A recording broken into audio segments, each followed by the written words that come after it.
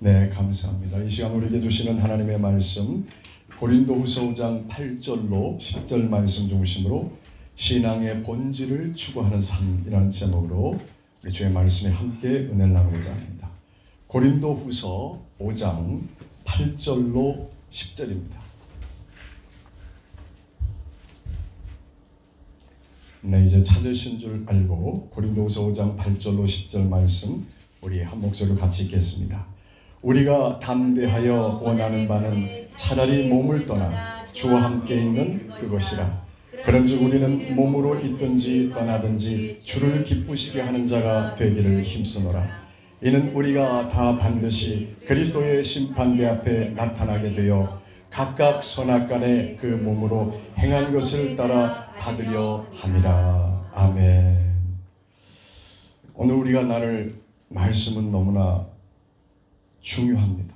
그 말씀이 크고 중하여서 저는 기도로 준비하면서 이 설교가 저의 생의 마지막 설교, 주님 앞에서 전하는 마지막 말씀을 전하는 것과 같은 자세로 여러분에게 이 말씀을 전하려고 기도로 준비했습니다. 지난주에 월요일날 우리 교회가 오랫동안 후원하였던 필리핀의 고아원 사역을 감당하셨던 이기영 선교사님이 주님의 부르심을 받고 소천하셨습니다. 이기영 선교사님은 작년에 우리가 잘 아는 것처럼 담도암을 진단받으셔서 이미 이제 온몸에 암세포가 퍼진 상태에서 사실 병원에서 2주 시한부 선고를 받으셨더랬죠. 2주 이상을 넘기기 힘들었다고 했던 이기영 선교사님이 1년여 가까운 세월을 하나님께서 그 생명을 연장해 주셨어요. 그래서 필리핀에 다시 들어가셔서 성도들과 또 아이들과 감격적인 상봉을 하고 또 예배를 인도하시고 계시다가 올해 이제 다시 들어오셨지요. 너무 몸이 쇠약해지고 힘들어서.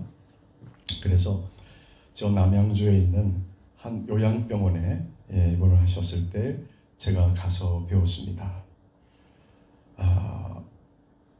정말 우리 이기영 선교사님 여러분 기억하시죠? 체격이 사실 좋으시잖아요. 그런데 완전히 살이 빠져서 그야말로 뼈와 가죽만 남아있는 듯한 모습이었어요. 어쨌든 가서 온 마음을 다해서 기도해드리고 그리고 함께 또 교제하고 돌아왔더랬어요. 그리고 나서 한 일주일 후에 급한 연락이 왔습니다. 사모님한테. 이경 선교사님이 위독하셔서 성모병원의 응급실로 급히 이송했다는 거예요.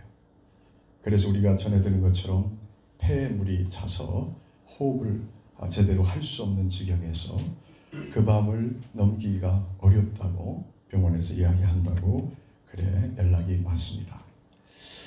그래서 기도하고 또 우리가 함께하는 우리 또 선교사님들, 목사님들 매주 목요일에 줌으로 함께하는 목사님들, 선교사님들이 계시는데 함께 기도 제목을 나누고 또 함께 기도했어요. 여러분도 기도했을 줄로 압니다.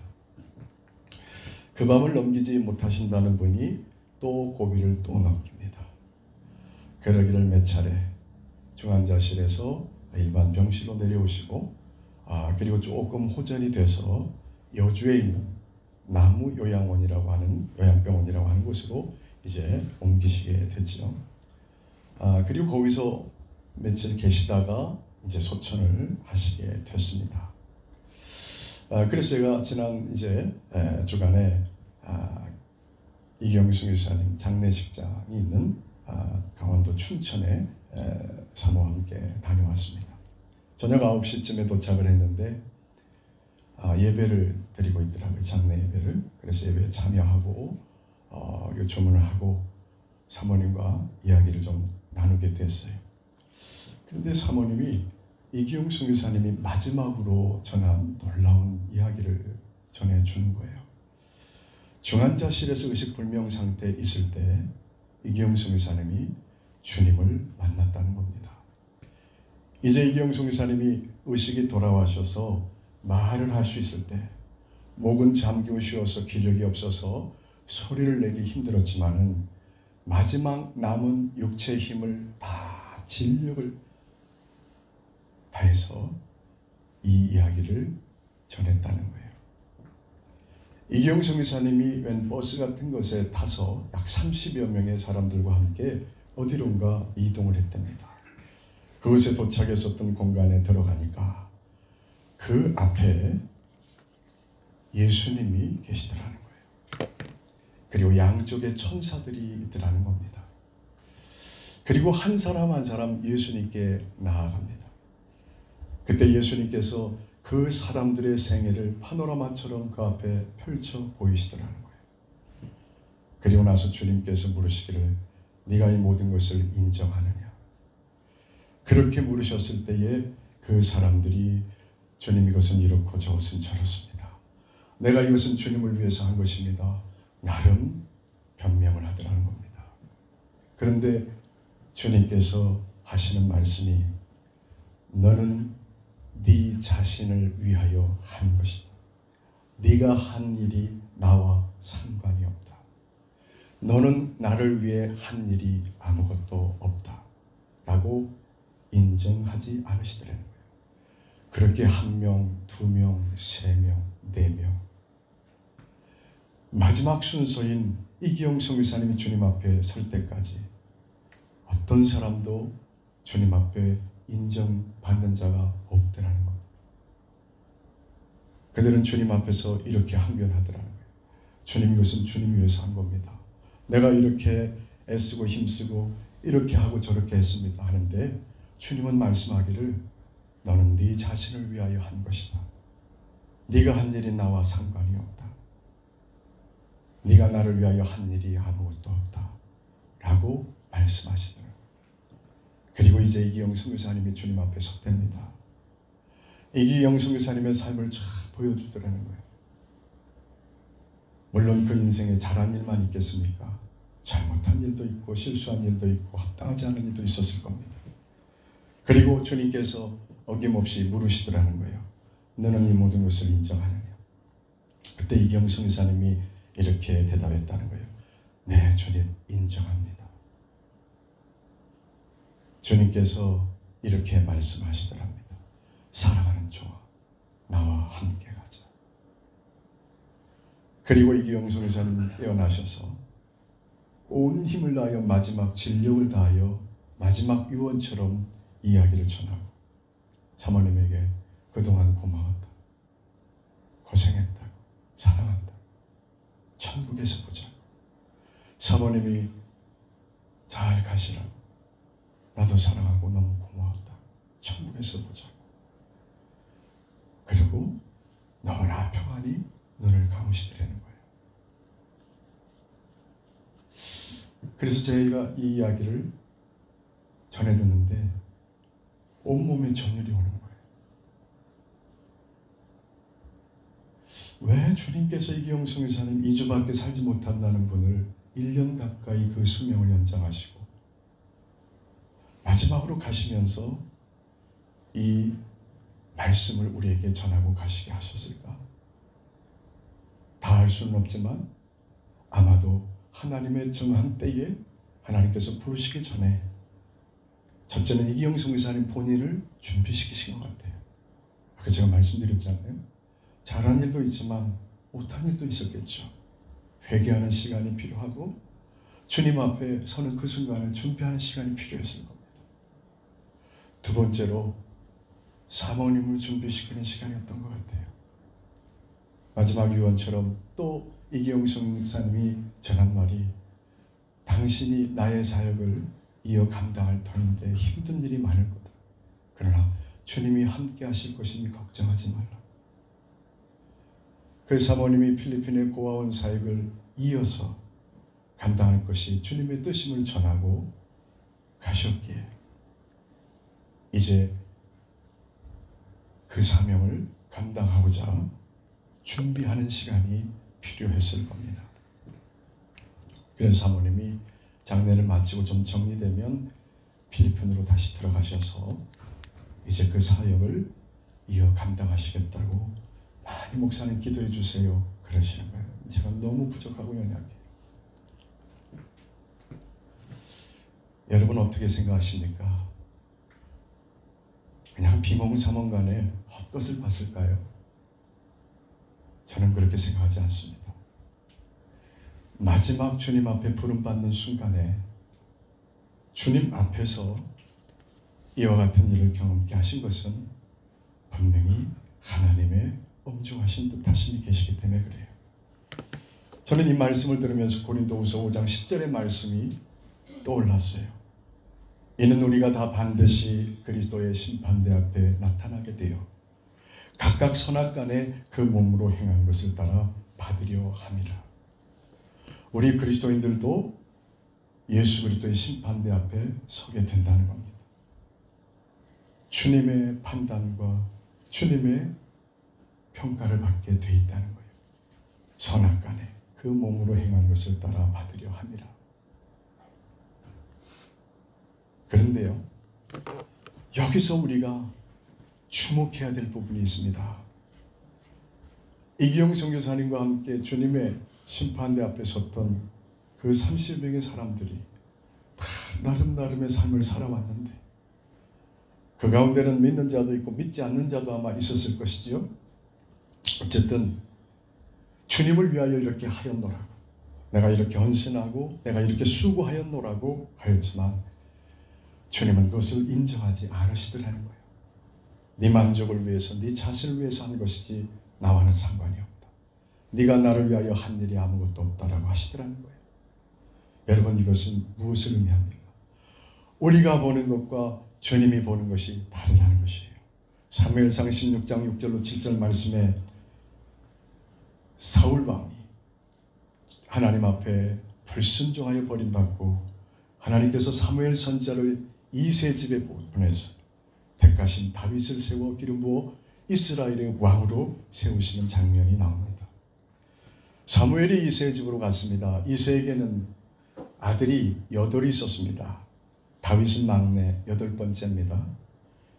그런데 다윗은 사실 집안에서도 별로 인정받지 못하는 아들이었던 것 같아요. 막내인 다윗만 가서 양떼를 돌보고 있었고, 그리고 이세는 7 아들을 다 사무엘 선지자 앞에 데리고 나왔더랬습니다. 처음에는 사무엘이 누가 하나님이 택하여 세우신 왕으로 세워질 자인지를 알지 못했어요. 처음에 사무엘 선지자는 이세의 첫째 아들, 장남이죠, 엘리압을 보게 됩니다. 한번 읽어볼까요? 그들이 오매 사무엘이 엘리압을 보고 마음에 이르기를 여호와의 기름 부으실 자가 과연 주님 앞에 있도다 하였더니, 사무엘 선지자가 볼 때에 이세의 제일 큰아들 장남이 기골이 장대하고 왕의 제목처럼 보이는 거예요. 그런데 하나님이 이렇게 말씀하시는 겁니다. 7절 읽어봅시다. 여호와께서 사무엘에게 이르시되 그의 용모와 키를 보지 말라. 내가 이미 그를 버렸노라. 내가 보는 것은 사람과 같지 아니하니 사람은 외모를 보거니와 나 여호와는 중심을 보느니라 하시더라. 아멘. 사무엘 선지자가 볼 때는 이세의 제일 큰아들인 엘리압이 사울의 뒤를 이어 왕으로 세워질 자 같은 용모로 보였는데 하나님 말씀하시기를 그의 용모와 키를 보지 말라는 거예요. 내가 이미 그를 버렸다는 거예요. 내가 보는 것은 사람과 같지 아니하니 사람은 외모를 보거니와 나 여호와는 중심을 본다는 거예요. 사랑하는 성도 여러분, 우리가 보는 것은 주로 외형적인 부분이죠. 내 눈에 보이고 내 귀에 들리는 외형적인 부분입니다. 그러나 하나님은 어디를 보신다고요? 그 마음의 중심을 보신다는 거예요. 우리가 교회에서 섬기고 수고하고 또 많은 돈을 헌금하고 봉사한다 할지라도 우리의 마음의 중심이 어떤 의도와 동기와 어떤 마음의 자세로 하나님 앞에 하는가를 보시는 것이지, 내가 외적으로 하는 그것을 보고 우리를 판단하는 게 아니라는 거예요.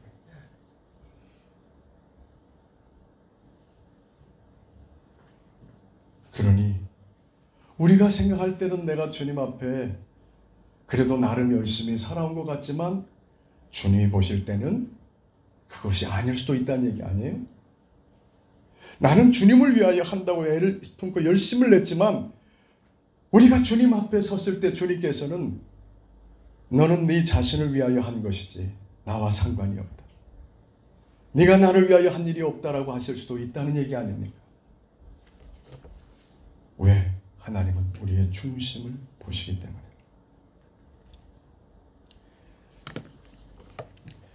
그래서 제가 이야기를 듣고 며칠 동안 마음에 깊은 회개의 마음과 주님께서 다루심을 경험했어요. 주의 종으로 20여 년이 넘는 세월을 달려오면서 나는 헌신한다고 했지만 나도 주님 앞에 섰을 때 다 네 만족을 위해서 한 것이다.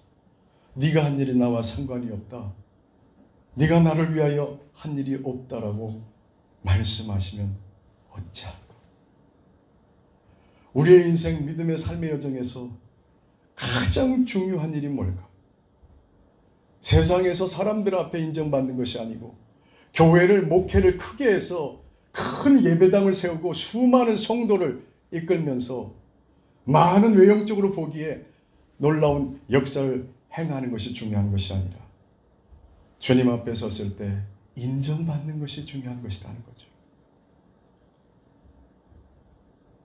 그래서 저도 주님 앞에 엎드려 눈물로 회개하며 내 안에 내가 살아온 삶 속에 내가 알지 못한 허세와 허영과 교만과 주를 위하여 한다고 했지만 사실은 내 만족을 위해서 한 것들이 있었는지를 고백하고 토로하며 주님 앞에 나아가는 시간을 가져드렸습니다. 그러면서 제가 이 문제를 놓고 깊이 기도하며 주께 여쭈었어요. 마태복음 7장 21절로 23절에 보니까 예수님이 이런 말씀을 하셨어요. 같이 읽어봅시다. 나더러 주여 주여 하는 자마다 다 천국에 들어갈 것이 아니요 다만 하늘에 계신 내 아버지의 뜻대로 행하는 자야 들어가리라. 그날에 많은 사람이 나더러 이르되 주여 주여 우리가 주의 이름으로 선지자 노릇하며 주의 이름으로 귀신을 쫓아내며 주의 이름으로 많은 권능을 행하지 아니하였나이까 하리니 그때 내가 그들에게 밝히 말하되 내가 너희를 도무지 알지 못하니 불법을 행하는 자들아 내게서 떠나가라 하리라. 아멘. 저는 이 말씀을 다시 묵상하면서 소름이 끼쳤어요. 우리가 이미 다 알고 있는 말씀입니다. 이기용 선교사님이 경험했던 그 사건과 딱 일치되지 않습니까? 오늘 주의 말씀에 보니까 나더러 주여 주여 하는 자마다 다 천국에 들어가는 것이 아니라 하늘에 계신 내 아버지의 뜻대로 행하는 자라야 들어간다는 거예요. 주님이 인정하시는 믿음의 삶은 내가 주를 믿노라 하면서 내가 여전히 주인이 되어서 내 뜻대로 내 생각대로 하는 것은 믿음의 삶이 아니다는 거예요. 이제는 주님이 내 인생의 주인이 되셔서 주님의 뜻대로 하나님 아버지의 뜻대로 행하는 삶이 그것이 주님이 인정하시는 참 믿음의 삶이라는 말씀이에요. 그리고 그날의 심판의 날의 마지막 날에 적은 소수가 아니라 많은 사람이 도대체 얼마나 될까요? 그 수가 얼마일까요? 많은 사람이 나더러 이르되 주여 주여 우리가 주의 이름으로 선지자 노릇하며 주의 이름으로 귀신을 쫓아내며 주의 이름으로 많은 권능을 행치 아니하였는가 하리니 그때 내가 그들에게 밝히 말하되 내가 너희를 도무지 알지 못하니 불법을 행하는 자들아 내게서 떠나가라. 얼마나 많은 사람들이 그리스도의 심판대 앞에 서서 주여 우리가 생전에 주의 이름으로 귀신도 쫓아내고 예언도 하고 병든 자도 고치고 이렇게 놀라운 일을 주를 위하여서 행하였나이다 하는데 주님은 이기영 선교사님 보신 것처럼 네가 하는 일이 나와 상관이 없다 하십니다. 나는 네 자신을 위해서 했을 뿐이고 네가 나를 위하여 한 일이 없다는 겁니다. 그런 일들이 있을 수 있다고 하는 것이죠.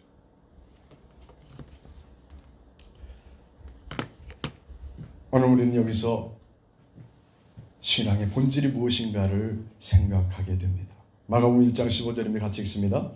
이르시되 때가 찼고 하나님의 나라가 가까웠으니 회개하고 복음을 믿으라 하시더라. 예수님께서 3년의 기간 동안 공생의 사역을 시작하심에 앞서 제일 먼저 외치신 일성, 그것이 바로 이 말씀입니다. 회개하고 복음을 믿으라. 이 회개라는 말이 메타노에오라는 헬라어인데요. 이 말의 원래 의미는 마음을 바꾸다는 뜻입니다.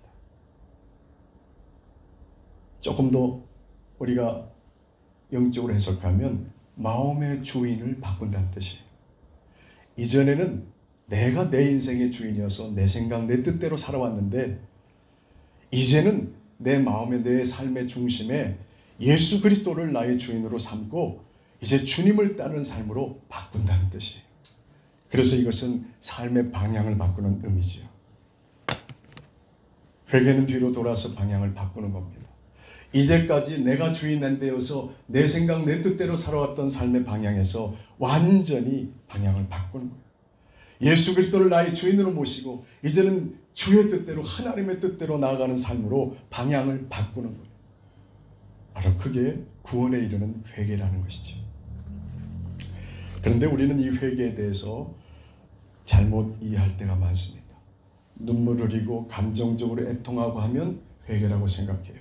물론 그 또한 회개의 한 부분입니다. 그러나 그것이 전부는 아니에요. 하나님이 받으시는 참된 회개는 반드시 삶의 방향을 바꾸는 것 데 있습니다. 내 삶의 주인을 바꾸는 데 있습니다. 내가 주를 믿고 신앙의 삶을 살아가면서 내가 목사로, 장로로, 권사로, 집사로 살아가면서 여전히 내 마음의 중심에는 내가 주인 노릇하면서 내가 결정하고 내가 판단하고 내가 선택하고 내가 주장한다면 그것은 회개한 게 아니에요. 우리는 매 순간 우리의 선택에 있어서 주님의 뜻을 구해야 됩니다. 나는 이렇게 생각하지만 주님의 뜻은 무엇인지, 어떻게 하는 것이, 어떻게 주를 섬기는 것이, 어떻게 일하는 것이, 어떻게 가정을 돌아보는 것이 주님의 뜻인지요. 우리는 주의 뜻을 구해야 돼요. 왜? 주님이 우리의 구주, 주인이시기 때문입니다. 그런데 많은 사람들이 참된 회개에 이르지 못합니다. 그리고 그들은 신앙의 삶을 살아가요.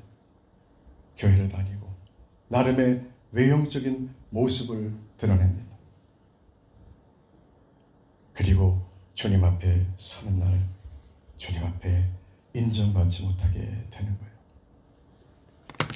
마태복음 16장 24절로 또 주님은 이렇게 말씀하셔요. 같이 읽습니다.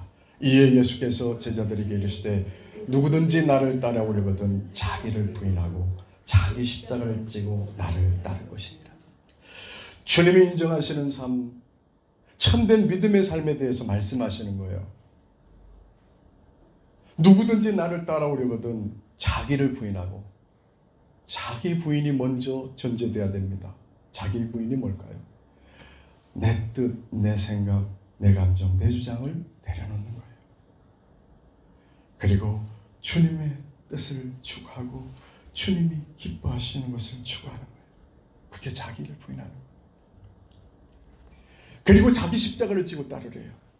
여러분, 예수님에게 있어서 십자가는 고난의 십자가요, 또 사명의 십자가였던 것처럼 오늘 저와 여러분에게도 각자에게 주어지는 십자가가 있습니다. 그 십자가는 고난의 십자가는 동시에 사명의 십자가입니다. 우리는 왜 교회를 다닙니까? 세상 복 누리기 위해서 교회 다니는 거예요? 잘 먹고 잘 살기 위해서? 부자 되기 위해서? 내 자녀들 잘 되기 위해서? 아니에요. 우리가 교회로 나와서 주님의 몸의 지체가 되어진 것은 이전에는 내 뜻대로 살아왔던 인생을 완전히 방향 전환해서 이제 예수 그리스도를 내 삶의 주인으로 모시고 내 인생과 삶을 통해서 주께서 이루시고자 하시는 바를 이루어가는 삶을 살도록 자기를 부인하고 내 뜻, 내 주장을 내려놓고 주님의 뜻을 구하며 내게 주어진 고난의 십자가, 사명의 십자가를 지고 주님을 따르는 삶, 이것이 바로 신앙의 본질입니다. 오늘 이기영 선생님의 마지막 유언과 같은 이 말씀을 통해서 주님 우리에게 이것을 말씀하고 계시는 거예요. 사랑하는 나의 자녀들아, 너희가 내 앞에 설 날을 생각하고 너희의 삶을 돌아보라는 거예요.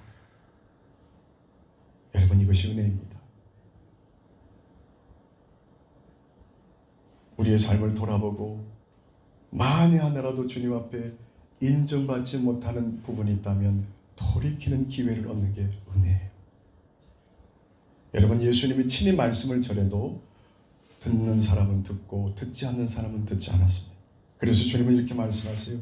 들을 귀 있는 자는 들을지어다. 제가 이 말씀을 주님 앞에 마지막 설교를 하는 마음과 자세로 전하지만 저는 여러분 모두가 이 말씀을 지금 나에게 말씀하시는 주님의 음성으로 듣기를 원하지만 어떤 이는 그렇게 들을 수도 있고 어떤 이는 그렇게 듣지 않을 수도 있겠죠. 사랑하는 성도 여러분, 오늘 우리에게 가장 중요한 기준이 뭘까요? 주님 앞에 인정받는 삶을 사는 겁니다. 마지막 날 주님의 심판대 앞에 서서 주님 앞에 인정받지 못한다면 우리가 행하는 모든 일이 무슨 의미가 있습니까? 무슨 가치가 있어요?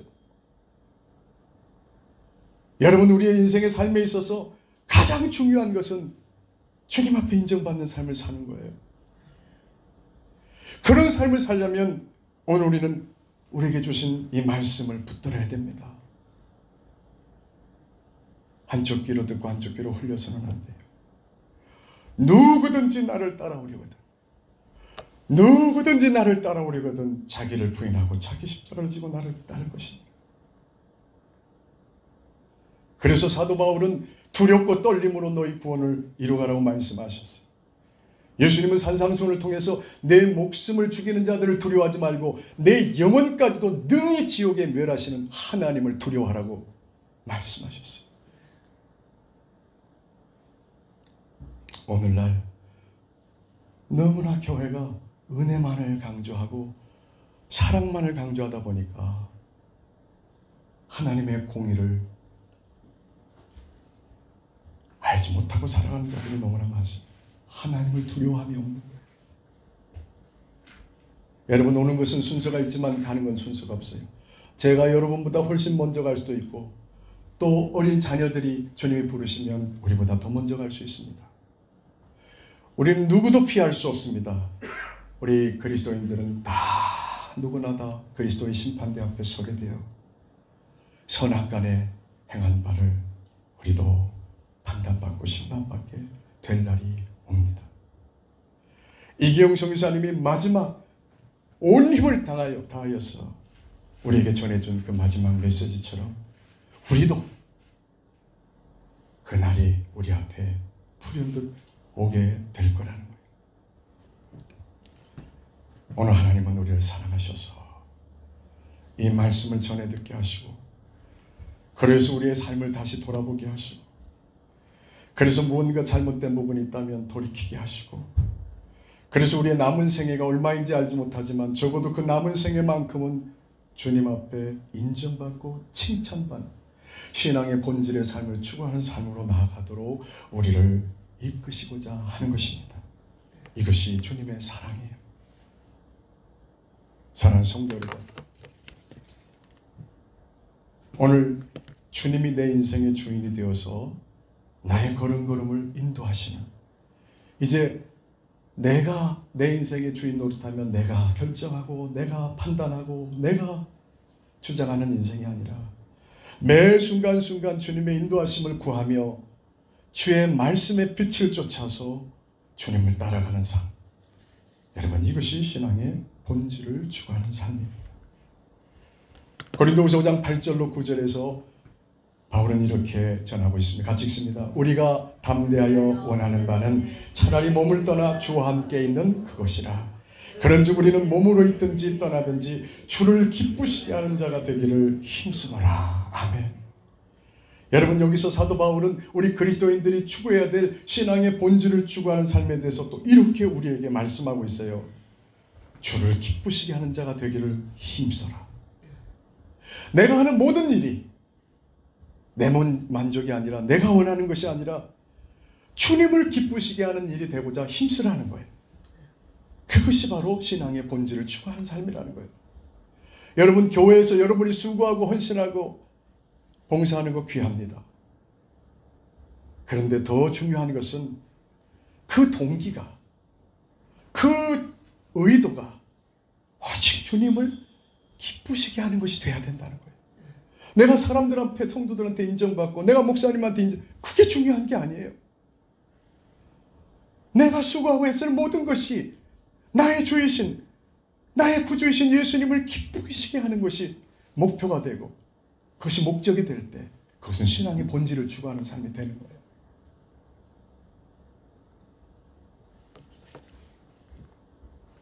이제 말씀을 마무리합니다.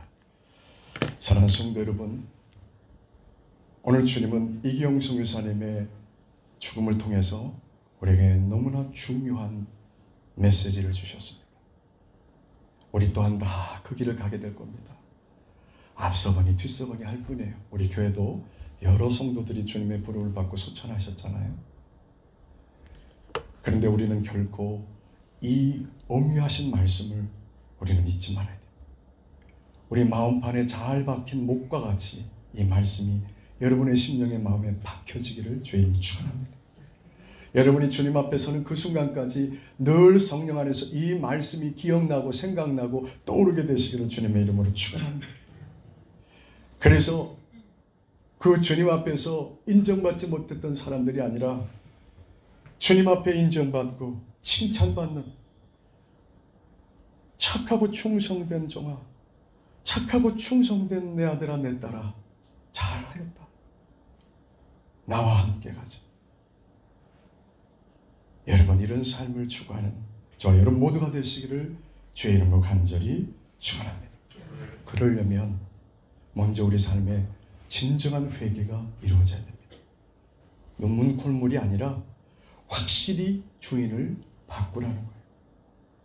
내가 내 삶의 주인이 돼서 있으면 그것은 주님과 상관이 없는 삶이에요. 내 삶의 중심에 예수님을 모셨으면 매 순간순간 내 뜻이 아니라 주님의 뜻을 구하십시오. 주님의 인도하심을 구하세요. 그러면 주님은 우리를 인도하십니다. 왜? 우리가 구하기 때문에.